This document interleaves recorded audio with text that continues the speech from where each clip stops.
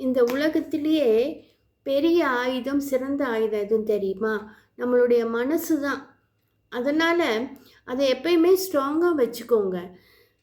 நம்ம மனசு தெளிவாக இருந்தால் நம்மளை யாராலையுமே வீழ்த்த முடியாது. ஏன் தெரியுமா சொல்கிறேன்?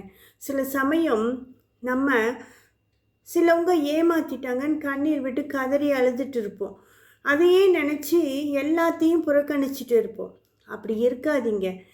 அவங்க நம்மளை ஏமாற்றிட்டாங்க அப்படின்னு நினைக்கிறதோட, ஏமாந்தது நம்மளுடைய தப்பு. நம்மளை சரியாக அவங்க பயன்படுத்திட்டு கழட்டி விட்டுட்டாங்கன்னு நினச்சிக்கோங்க. நம்ம மேலே ஒரு அன்பும் அக்கறையும் இல்லாதவங்கள்ட்ட போய் ஏன் அவங்களுக்காக கண்ணீர் சிந்தி உங்கள் கண்ணீரை வீணாக்குறீங்க? நம்ம மேலே அக்கறை இல்லாதவங்கள்ட்ட போய் அக்கறை காட்டி அன்புக்கு கெஞ்சிக்கிட்டு இருக்கக்கூடாது. நாம் நம்ம மனசை தெளிவாக வச்சுக்கிட்டு, ஸ்ட்ராங்காக வச்சுக்கிட்டு, நம்ம ஸ்ட்ராங்காக நம்ம வாழ்க்கையை வாழணும். இதுதான் முக்கியம்.